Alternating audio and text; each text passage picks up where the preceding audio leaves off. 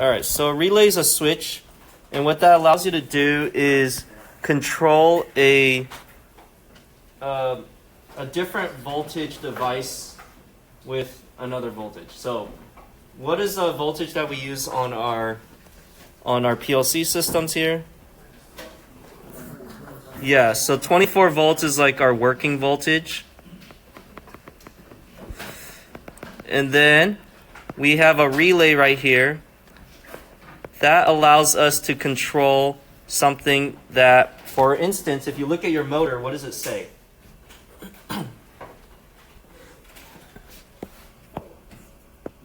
What's the voltage say? Yeah. So it's not just 110, it's an AC 110 to 120 volt.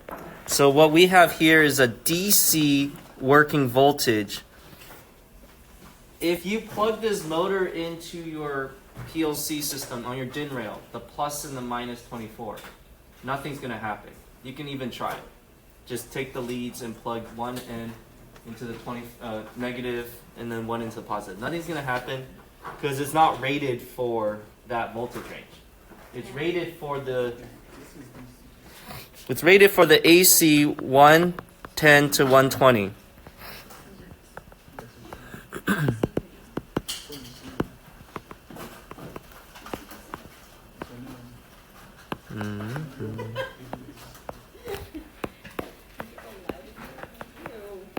Okay, so the relay allows us to use the 24 volts to control a device like this motor, which is 110 to 120.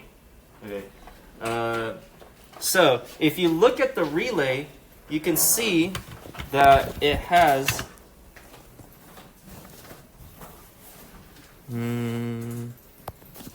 if you look at the okay. If you look at the relay, you can see that we have these coils right here. Or this is the coil, but rather we have this electrical contact. So it has a physical air gap. That's how we're able to switch from one circuit that's 24 volts to another circuit that's 120 volts. Because it's not physically wired together. It has a little it's going to switch from one to the other, okay? So there is a physical disconnect, and that is going to be activated by the coil. So electromagnetic is going to make the coil. Okay. So if you look at the front of the relay, there is... Oh, let me take a photo of that. If you look at the front of the relay, there is a... let me see if I could take a photo of that. Just a sec. Come on.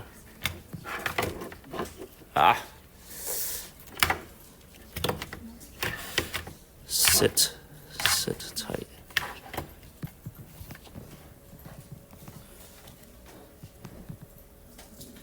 Okay. All right, that's good. Let me insert this real quick.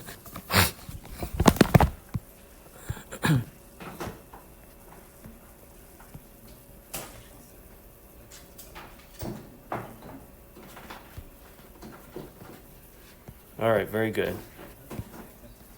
Okay, if you look at this relay, you can see that we have a diagram. This diagram shows you the 8 different pins that you have on here. Okay, it seems a little bit confusing, so let me walk you through it. If you look right here, I'm gonna draw it to the side of it. That way I kind of have it cleaned up with the white background instead of a darker background. What I want you to focus on is 3, 4, 1. Okay. Right now, as it's drawn, you can see that we have this little switch right here. And in its position, we have 1 connected to 4. What that means is, in its natural off position, 1 is connected to 4. If you take a multimeter, you should be able to get the continuity. And then when it's no, okay, so when it's off, this is the position when it's off, and then when it's on, it's going to be this way. All right. Now the same thing is repeated with 5, 6, and 8. So this relay has two kind of like parallel and separate circuits. But for now, we're just going to use one of these. So we don't need this many contacts, but if you were to do like multiple things, you could. So right now, that's why I just draw your attention to 1, 3, and 4. To make it turn on, you need to energize 2 and 7. 2 and 7 need to energize, so that, let me see. 2 and 7 need to energize, no power when it's off. And then when it's on, there is power. Okay. So you can supply, if you look here, it says 250 volt AC, or you can also supply 24 volt DC. Okay, so those are our two options. Now this thing, if you pop it off, you'll see the circular pattern that is laid out right here. But you're not actually going to interface with this. This thing is going to sit on this plate that allows you to tie in your wires. If you look at the bottom of this, you're going to see the numbers. I see 1 through 7. Okay.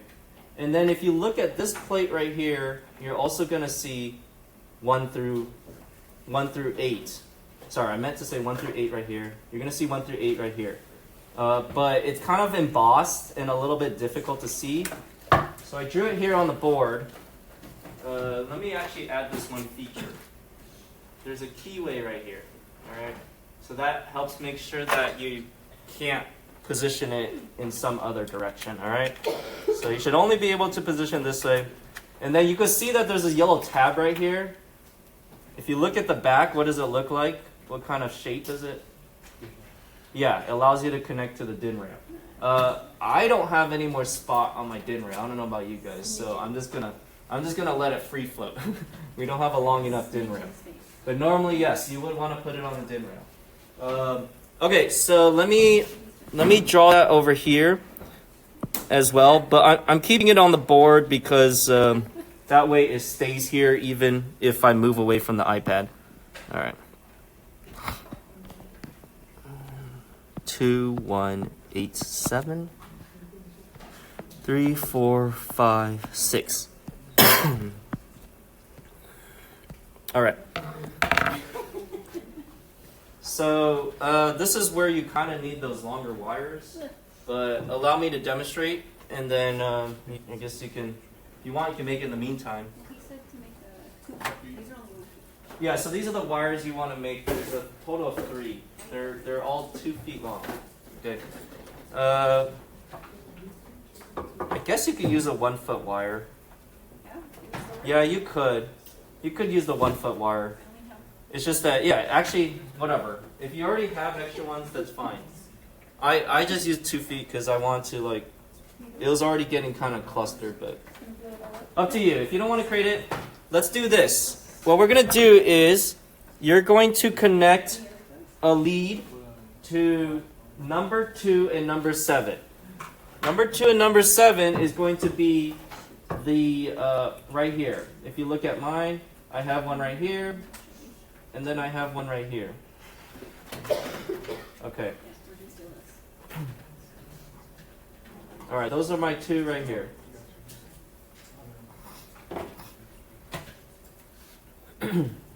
So those are.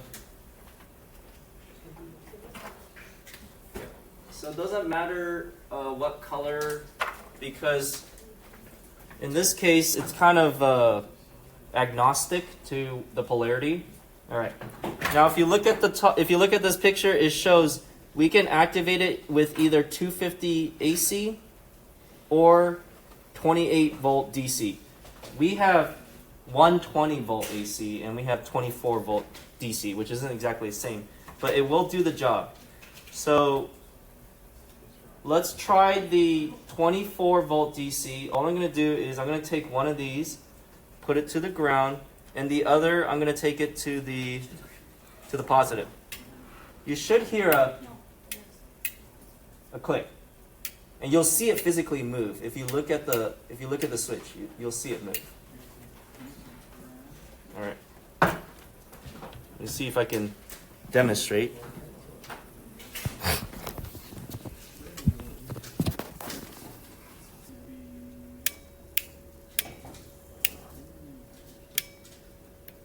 Okay. Same thing can happen with the 120 volt I have right here. This is our original power, right? That black cable that goes straight to the outlet. That's 120 volt right here. That's 120 volt AC. Okay. I'm gonna also connect it. One's gonna go there. Make sure you don't short this one. This one's a little bit more dangerous. So you see, same thing happened, but it makes a noise, which is fine.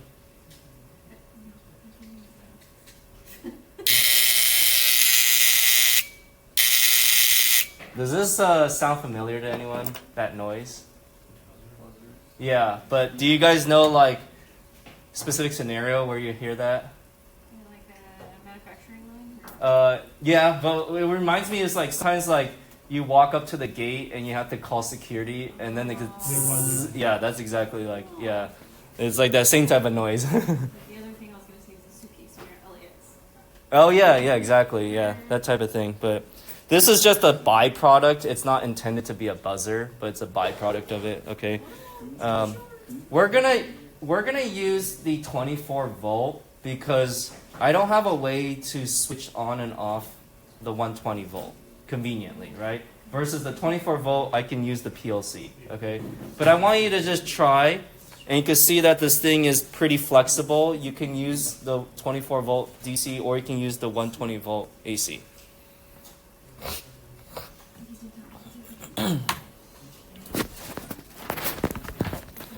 So if I was to use the 120 volt AC, or if I am to use the 24 volt DC to power this thing, I'm going to have to modify this to show. I'm going to have to add in, this is going to be connected to our output, right? Because we want something to happen, where the PLC is telling the device to do something. So this is going to be the output. So I'm going to use output number 4. I'm going to just have to add that. I'm going to have to add that in.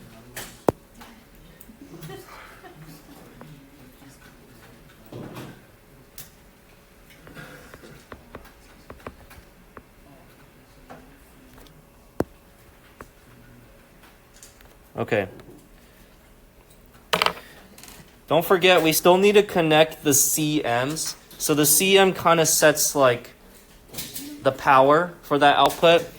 If you look at your thing right here, CM0 connects, it powers the 0 output. CM1 does number 1. CM2 does output 2 and 3. And then CM3 does 4, 5, and 6. So this is something new for us. We need to do another CM, which is going to be CM3. So this is not shown on here, but I have to add it in. Plus CM. Oh. Plus CM3. Okay. There you go. All right, let me clean that up. Okay. Let me wire that up accordingly.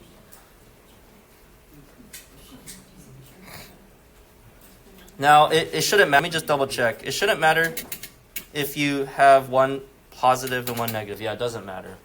I mean, I can guess that just because AC it kind of bounces back and forth. It's the same reason you can plug things one way or the other in your outlet.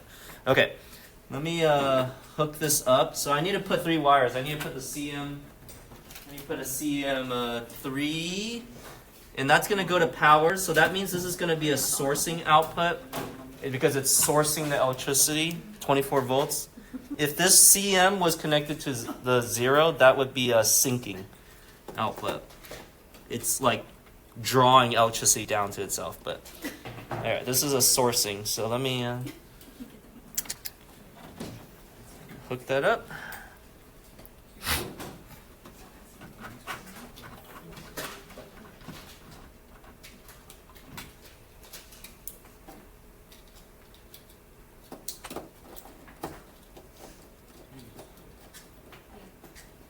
All right, nothing's going to happen because at the moment I have not set up my PLC program to turn on output 4. But it is ready for us to use. Did everyone try activating the relay? Not yet? Okay. All right, I'll give you some time to do that after. Let me show the next step then. So let me add it on here. Either 2 or 7. I guess I'll just say 2 for now. 2 is going to go to output number, what did I say? 4? Okay. Output 4. And then 7 is going to go to just the... Oh wait, is it ground? Or let me see. Yeah, it is ground. Or whatever, your negative rail. Okay. And then don't forget the CM3. CM3 has to also go to 24 volt rail. Okay. All right. Okay, now that we have a way to activate this thing, we need to actually have it do something useful. So up to this point, we have hooked up this thing right here. We hooked up this portion. Okay, now let's hook up this portion. What we want to do is turn on and off this motor. Now this thing only takes, unlike the relay which is more flexible, this thing only takes the 110 to 120 volts, which is going to be our main power. So why don't you try this? Take the 2 ends, and then just, it doesn't matter because it's AC, and just put it into the N and the L, the neutral and the load on your power, and you'll see the motor turn very slowly. Yep. Nice. Okay. So that's the thing we're trying to control. All right. So what we're going to do is we're going to hook one wire to number 1 and the other wire to number 4. And so that way we give it power in the on position. Or sorry, number 3. You hook one of the wires to number 1 and the other to number 3. Okay. So you're gonna have to crimp it again. Number 1 and number 3. So this is gonna go. Here, let me see if I can.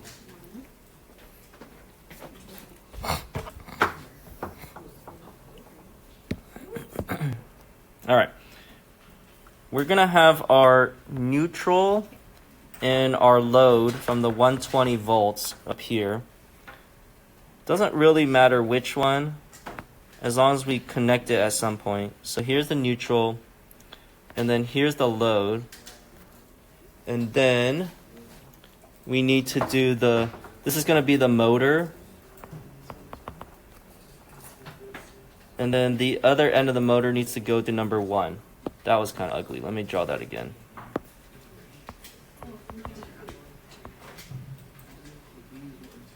Okay. So that's where you have to have that third wire. This is that third wire, the 3 to the neutral.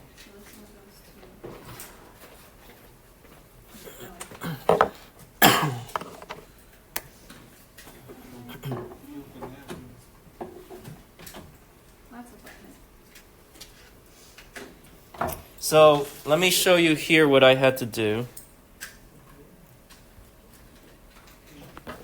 It's ideal, but I had to like shove 2 into the same slot. Yeah. So you see, here's that neutral wire, okay, and then here's the motor wire that goes to the L.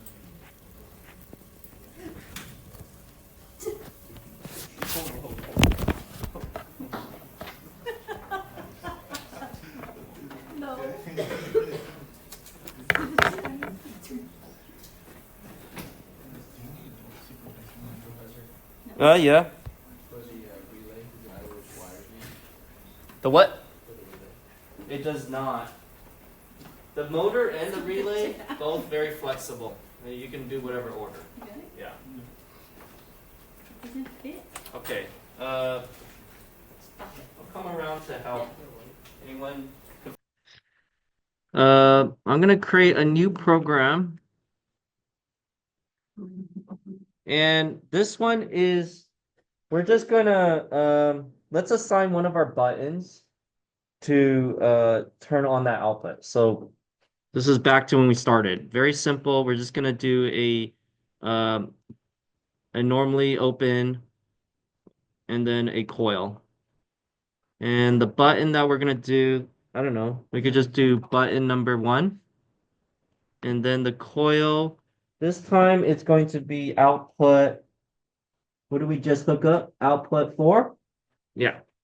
So uh digital output 04. Right here, like so. And then let's just upload it. Or sorry, download it. I still get the terms mixed up too. Nope. I have to configure my connection.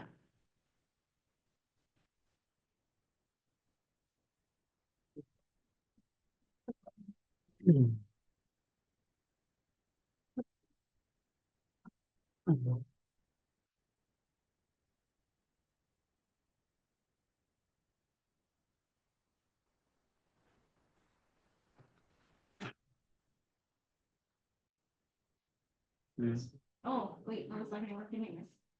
Ah, no.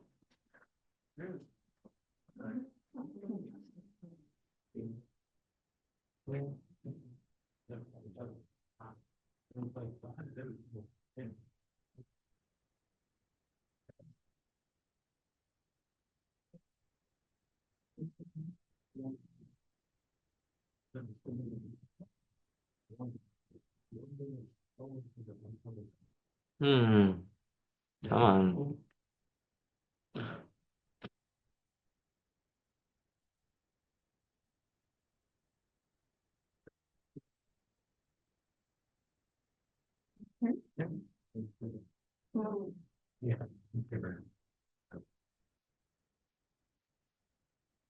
Oh, sounds like your thing is working. Yeah, really slow. Yeah, that's the only speed I'm aware of. It's actually quick. It just goes through the link flash. It's the same. Oh no, so this. Yeah, see, it turns. Yeah, I don't know why the motors like randomly reverse direction. No, mine does that too. I don't know why it's like reversing direction. It just does. Okay. No reverse. Okay, question.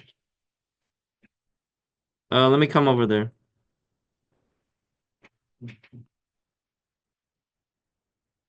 I'm too interesting now. At this point, everyone's circuit should have 4 buttons that also have lights as the outputs and a relay as an output, right? Is that's what we have right now? Okay. And then part of the relay has motor and light buzzer system. Okay, good. All right. Let's go back to doing timers. So last time we did timer off delay timer, on delay timer. I think we did the on off delay timer as well. All right, this allows you to combine both aspects of this. This time, let me show 2 new concepts. This one's going to be retentive delay timer on.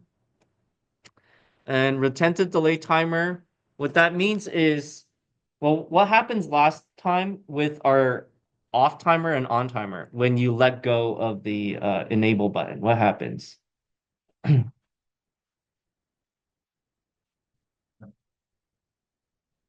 It kind of like zeroed out. So at least on the timer on. Yeah, the on timer. Oh wait, sorry, it's the output off.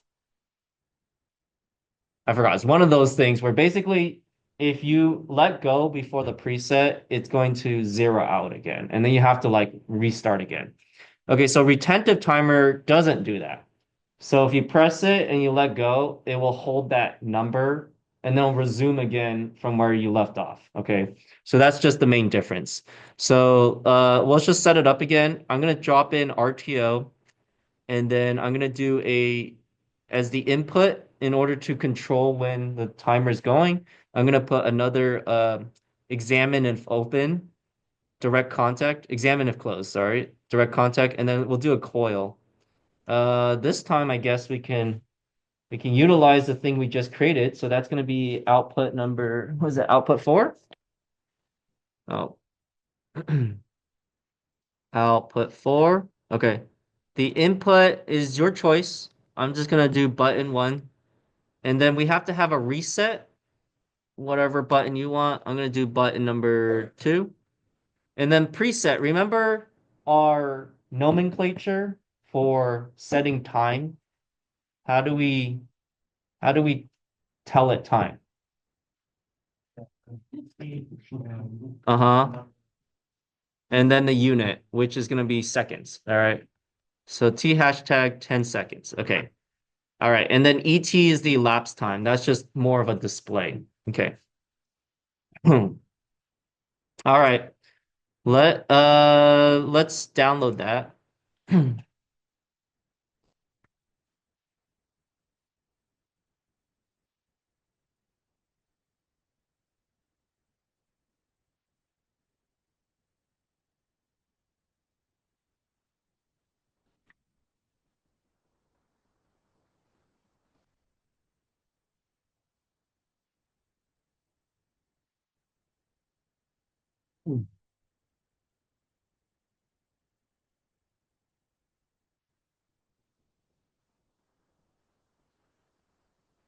Now, I don't know about you guys, but with mine, the time elapse sometimes doesn't show up.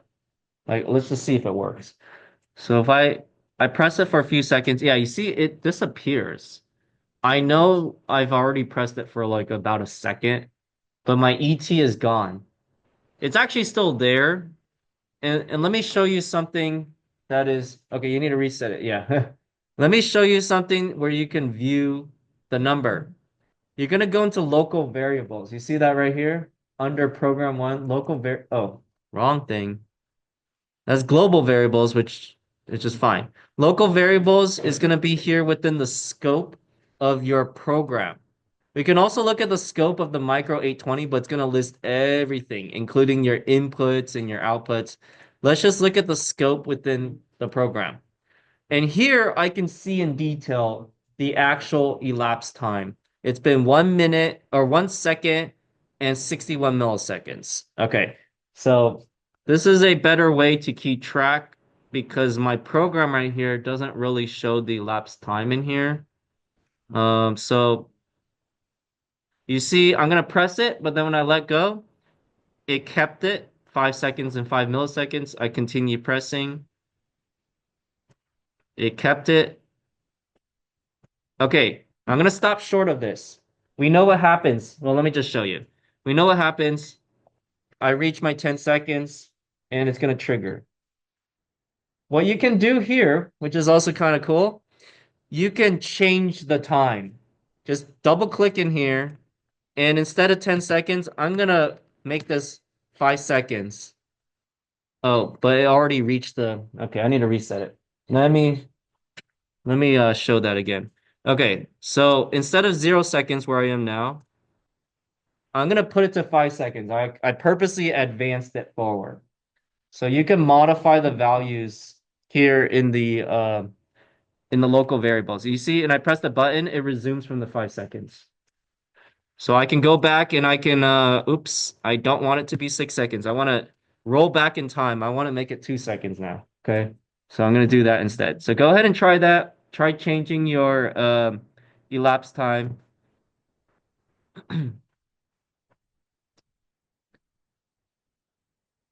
Other thing I want to show you. We know what the input is right here. You see, whenever I press the button, that's your input. This is your reset. this is your preset time, which is 10 seconds. Q is going to be your output whenever you reach your preset time. ET is elapsed time. This is your program date, which corresponds more to not the actual real date, but kind of like the duration that you've been running this thing. Okay. Uh, and then we have two other ones down here, Reg and Feg, which stands for rising edge and falling edge. So you guys seen this? I'm sure you've seen this in one of your other classes, right? Like if you look at a PWM wave, right, you have a signal on and then a signal off. Okay, so this is the rising edge and this is the falling edge. So what happens is when you press the button, it goes from 0 volts to 24 volts, and all of a sudden, what do you get? You get a rising edge. You hold it, you let go, it goes back down to 0, you get a falling edge. Okay, so that's kind of telling you what it sees. Although technically right now we are not on an edge anymore. We're just like here. So this is kind of a little misleading, but it kind of tells you what the last, I guess, edge it saw, if you want to think of it that way. It saw a falling edge last. Okay, so if I hold this, it last saw a rising edge until I let go again, and then it last saw a falling edge. So even though it doesn't really represent that, it's actually seeing an edge right now, it's more like your last edge. This is also this is a good visualization. So if I go into here, into the program, and I just click on the RTO block, remember F1, if you click on that, that will pull up the information, the documentation. You can see right here, this is kind of showing you uh what what is going on. And I'm probably going to ask something like this. I'm not going to tell you what type of timer or counter, but if I give you this rising edge, falling edge diagram, you should be able to analyze and figure out. Okay, so let's look through this one together. So this is the thing that we're just doing, retentive on. So you can see right here, what happens right here? What is the state of the button? On or off? Where my mouse is right now. It's off until here, it's just turned on. Okay. And then you can see what happens. The elapsed time started to increase until this is a falling edge. And what happened? It turned off. We press it again. And at this point, the timer continues to climb until you let go and another falling edge. What happened right here? We reset it. So you can see the whole time drop back down to 0, the elapsed time. Okay, and then we have to accumulate again. So we press the button for this amount of time, rest, press the button again. It finally reached our preset value. At that point, that's when the Q bit turns on. And it's on until what point? When did it turn off? Reset. And then at the same time, that turned off the Q bit, it also made the elapsed time go back to 0. So do you guys follow the rising edge, falling edge thing? Yeah, so you can see right here, this is a visualization. Um, okay, so yeah, make sure you take a look at these diagrams here and then understand if I didn't have that title at the beginning and you just saw something like this, would you understand what type of timer is it? So let's take a look. Okay, everyone try it. Everyone's working. The retentive timer on. Like your real thing. You guys all tried it. Okay. All right, the next one is going to be pulse. So pulse, I'm going to skip right through the description and I'm going to go straight to the timing diagram. And I want you to try to figure out what is going on in this thing.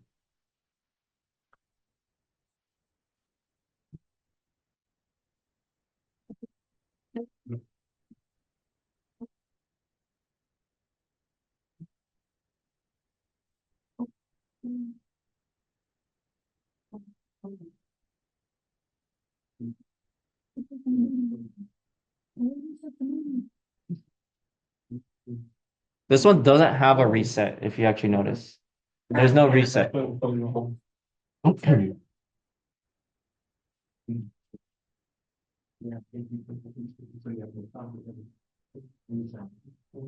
So let's go to the first dotted line. What happened at the first dotted vertical line? Input on. So you're pressing your button. And then during that time, what's going on?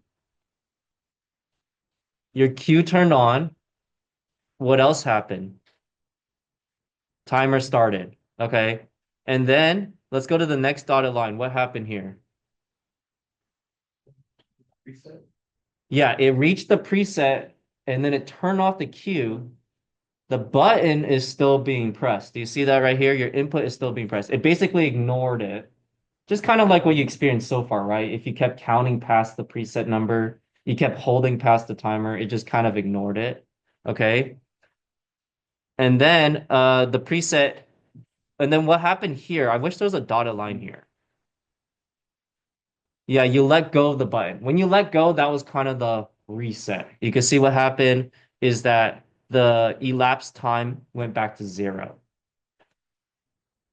The output has already been off. You see the cue has already been off because the cue is only on from when the time is accumulating. As soon as you have reached your desired preset time, the cue turned off.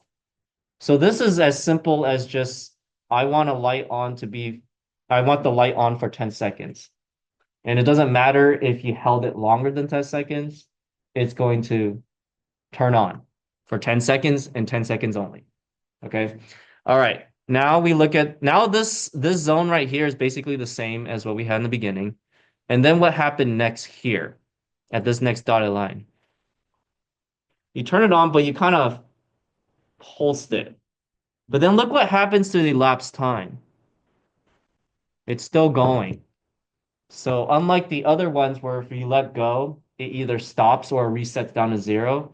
This one kind of just been like as soon as you gave me a command, I'm just gonna run with it, regardless if you're holding it or you let go. I'm gonna run with it all the way until I reach my preset.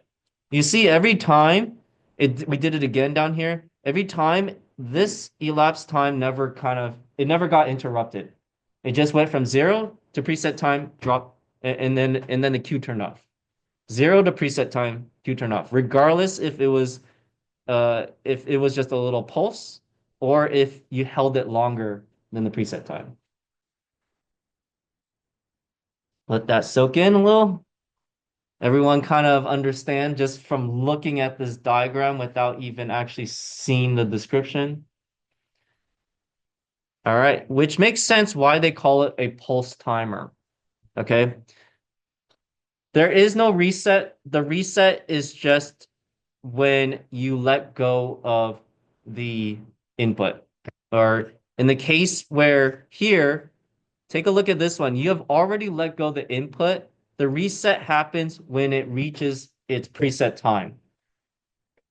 So those are kind of like the two things. So there's no reset in this case. It's either you've already reached your preset time and the button's off, or you reach your preset time, the button's on, and then you let go and then it resets. All right, let's give it a shot. I'm just gonna add another rung.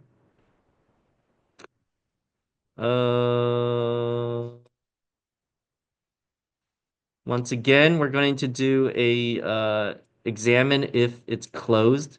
Timer counter is TP. For my input, I already used button 1 and 2, so I'm gonna do button 3 this time. And then the preset time, we can do 10 seconds again. And then the cue this time, let's do let's just do whatever light number 3 is, the one that's associated with the button number 3. All right. Save, download.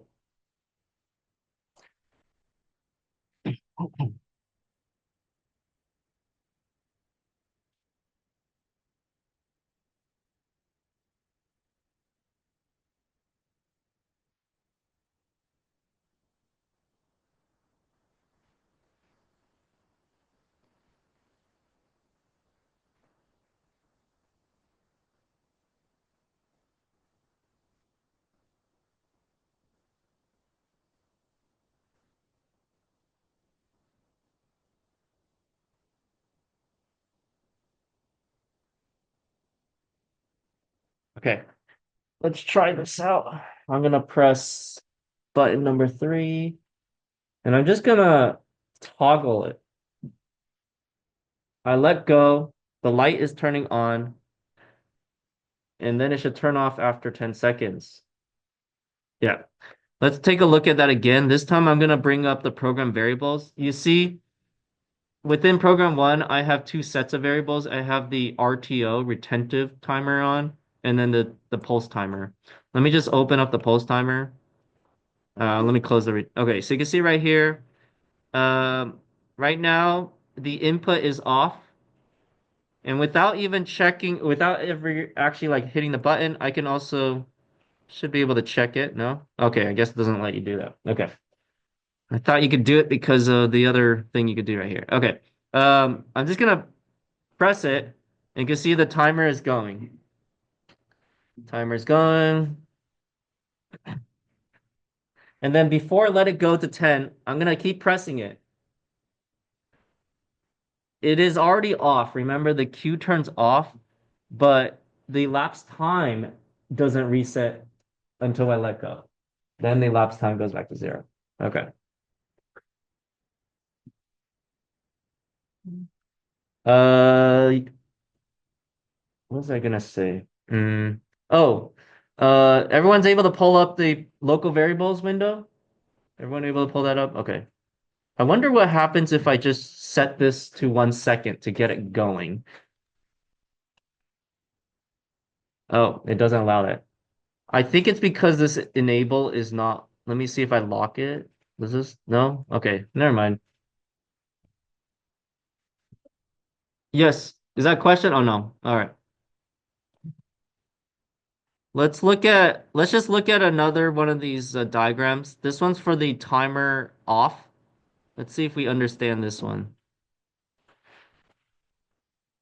So you press the button, Q immediately turns on, you let go of the button, and that's when it starts the counter.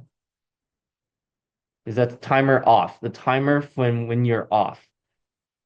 It starts the counter, it keeps Q on until preset time is reached. Okay. And then it doesn't reset the elapsed time until the next time you press the button. Then it reset it back to 0. You let go, it starts counting. But here we pulsed it. We pressed it, we let it count. It did not reach the preset time. We pressed it again, reset to 0. So in this case, the reset happens every time you press it, not when you hit reset or when you let go. Okay. So everyone can get to these documentation. Can everyone just try? Just go to your program. Just click one of these blocks, and then press F1. Make sure you can access it. And then I guess if you don't have this on your computer at home, then maybe you can look it up. Hey, let me just see if I can do a quick Google search. TP pulse timer CCW. Let me see if it should pull up somewhere. Um, and let me see if because the most important thing is I want to make sure you can see that you can see the you can see the what's it called? The diagrams. Okay.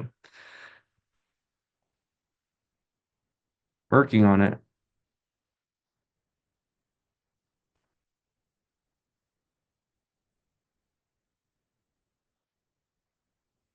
Oh boy. All right, let me see. TOF. Let me see if I can find that.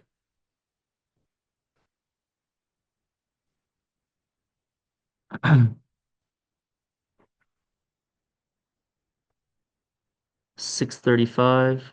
Oh, there it is. Okay, so even if you don't have this downloaded, you should be able to uh find this documentation just by Googling it. So the same thing exists for the the same thing exists for the counters. So let me just double check here. If I go to CTU, F1. Oh, never mind. I guess because there's no like time aspect to it. Never mind. So it's really only for the timers. Any questions? All right, we're gonna end it here. Uh, I pushed the quiz back to Sunday, if you didn't notice, is apparently I made it and then I never actually unlocked the module. So, anyways, it's on stuff that we just went over last week and today, so hopefully this will be a good review now. Uh, and then next week the plan is to actually apply. I don't think we're gonna do any more like adding on to the physical thing. I just want us to like apply by making a bunch of different uh ladder logic programs, utilizing everything that we know up to this point, and just kind of like prepping you for the exam. Uh, Buzzard. no, I'm gonna have us remove the buzzer because that's very annoying. Yes. Yeah, for now we can do the buzzer. All right. And then those that are doing the Baja competition, is there anyone? I thought some people. Oh, okay. Yeah, talk to me. Yeah, we'll see. Okay. Yeah. If there's anyone else missing finals week, let me know. Okay. Okay.